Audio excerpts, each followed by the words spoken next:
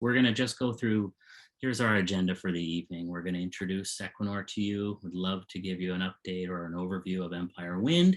Want to talk in a little bit of detail about the public processes within which we will be engaging with you as partners. A breakout group discussion where we want to hear from you. And then we'll report back, kind of summarize what we've learned from the conversation.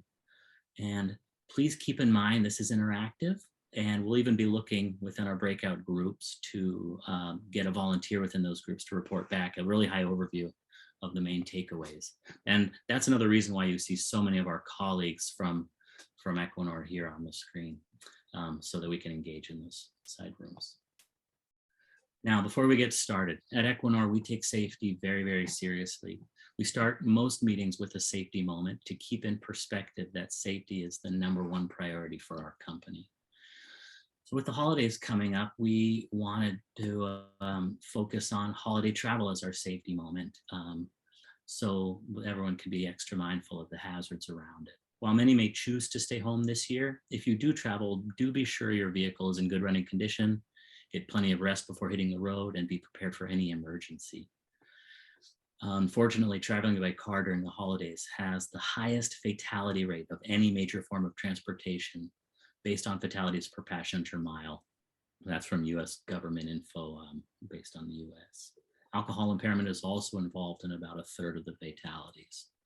So I've got a good list here of things everyone should keep in mind and make sure to do before hitting the road, not just over the holidays, but every day. Next slide.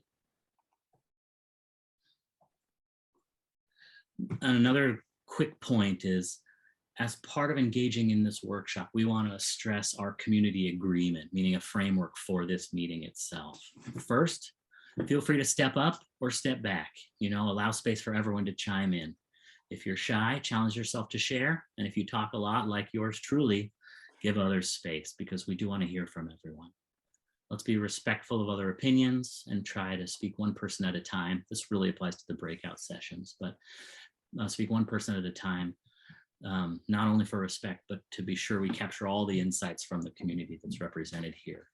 Any questions or comments you have in the comment box, we have note takers and we have some colleagues who will help answer questions. So feel free to jump in with questions on the side. If we don't get to them in the presentation, then we'll make sure either to get back to you or try to answer them in the chat as we go.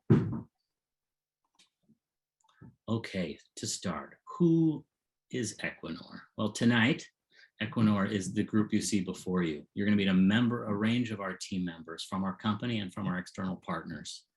The team here represents a wide range of expertise, including engagement, right-of-way, permitting, fisheries, supply chain, and engineering. And you'll meet some of them personally in the breakout rooms. Equinor is a broad energy company. Our headquarters are in Norway. We've got 20,000 employees worldwide. We've been in the United States since the late 80s. We have strong, clear ambitions to be a leader in the energy transition, meaning not just to be in the energy transition, but to help lead it. And we have over a decade of experience in offshore wind. We've partnered with other leading companies in the energy transition around the world. And this map, I believe, gives a good view of the scale of our commitment globally, but also in the US, which is a core area for our company. A lot going on the East Coast, as you can see, and a lot of ambitions to do more. We are also, at our heart, a values-driven company. We've got a clear purpose, vision, values, and strategy, which impact how we do business and how we develop our projects. We're committed to net zero targets for 2050. We're committed to cutting emissions from all our activities and investing ambitiously in renewables. We are driven by our values. We really are. It's open, courageous, collaborative, and caring. For Equinor, how we deliver is just as important as what we deliver. Our values drive our community-based development model and inform our commitments for how we work with local communities. This includes respect for the environment, engaging actively with stakeholders, and that's part of why we want to engage with you early, even if we don't have all the answers. It comes back to that courageous. We're striving to do that. We want to create local jobs. We want to work with local unions. We want to invest locally. We want to source in the US and particularly New York wherever possible, and be a collaborative partner with fisheries, environmental justice, and frontline and tribal communities. And we want to be transparent. New York State has the most ambitious clean energy goals in the country, including procuring 70% of the state's energy from renewable resources by 2030. Offshore wind will contribute significantly to that target, and Equinor will play a major role in helping New York State reach its goals. Our two projects, Empire Wind and Beacon Wind, will provide 3.3 gigawatts to that big 9 gigawatt goal. We're working to build the industry into the future by investing billions of dollars locally. And we also understand, this is a key point, that we're in New York State because of the strong advocacy of many of the groups represented in this room who wanted to get offshore wind to power their state. And we know we're here and therefore beholden as part of that commitment that the state is acting in your name, and therefore we are too. I also want to note here that Equinor, with its partner BP, is just one of many companies working to develop this industry in New York. Next slide, please. Equinor is honored to have been chosen by New York State to supply clean and local offshore wind energy to the largest population center on the East Coast, New York. The Empire and Beacon Wind projects are a 50-50 joint venture between Equinor and BP, with Equinor as the operator. That's why you see us front and center. As you can see here in red, we are developing two projects for New York, Empire Wind in 2 phases and Beacon Wind 1. Together, these projects will power around 2 million homes. Today's workshop, we're going to target a focus mainly on Empire Wind, but we will talk about Beacon in a separate event tomorrow. In addition to delivering large amounts of clean energy, as part of our commitment to the region, we also will invest $47 million in workforce and economic development initiatives and $25 million to support environmental monitoring and research across New York State. I'm sure there'll be many questions about the nature of these commitments, but please know we're still very early in settling that process for identifying and managing these investments. And we do look forward to working with you, engaging with you on that as we develop it in the coming months.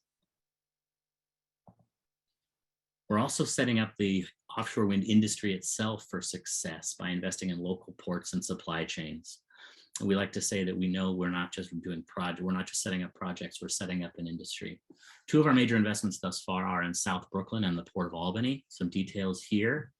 A staging facility, long-term operations and maintenance hub will be built in South Brooklyn for Empire Wind and Beacon Wind. It will be an assembly facility for the broader offshore wind industry in the state. So for the first 10 years, we'll operate it, and then it will be available for other developers. It is one of the largest dedicated offshore wind port facilities in the US, with massive job creation, 1,000 short-term jobs by 2028 and 200 long-term jobs. We also have a community engagement center that will be opening to support education and outreach right there in Industry City, with a beautiful view over the water and that terminal itself. Also, in a very exciting development, we're producing components for Empire Wind and Beacon Wind at the Port of Albany. We're working with Marmon and Welcon companies to set up a wind tower manufacturing facility. That will bring 500 short-term jobs and 300 long-term jobs, and it'll be coming online real soon, 2023. One last point about jobs. We're committed to building the workforce of the future to support this growing industry. And I've listed here, I won't go into them because I'm conscious of time, but our efforts today are broad and focused. Both. And I think the one thing I would emphasize is that we're focused on a just transition to ensure that workers at risk of being left behind are included in the new clean energy economy. All right. Great, thanks, Tom. Please jump in. All right, I'll take it from here before switching over back to Tom. So today's project overview will focus on Empire Wind, especially phase 2, which will make landfall and interconnect locally. Tomorrow's session, as Tom mentioned, will focus on Beacon Wind 1. So before we get started, we understand there's a wide range of expertise in the room, so I wanted to bring up everyone on the same page. So why offshore wind? So wind blows stronger and more consistently offshore than it does over land, making offshore wind an excellent source of renewable energy for large coastal population centers like New York. And New York Bight has some of the best offshore wind resources in the entire world. I'm sure you've all felt that when you've been on a boardwalk, the Long Beach boardwalk in the winter. Their turbines capture these strong ocean winds and convert it to clean, zero emissions electricity, which is carried through a series of cables to an offshore substation, then to a substation on land, where it is then distributed to our grid. So offshore wind is responsibly developed in close collaboration with stakeholders to ensure minimal potential impacts to wildlife and local communities, the extensive environmental and social impacts evaluation, minimal potential impacts to fishing areas and activities through consistent engagement with local fisheries, mitigation of any potential interference with coastal defense through partnership with the Bureau of Energy Management, known as BOEM, and the Department of Defense. And please keep in mind that visibility onshore will depend largely on weather conditions and time of day. So Empire Wind is Equinor's first offshore wind project, and it was awarded by New York State in 2019.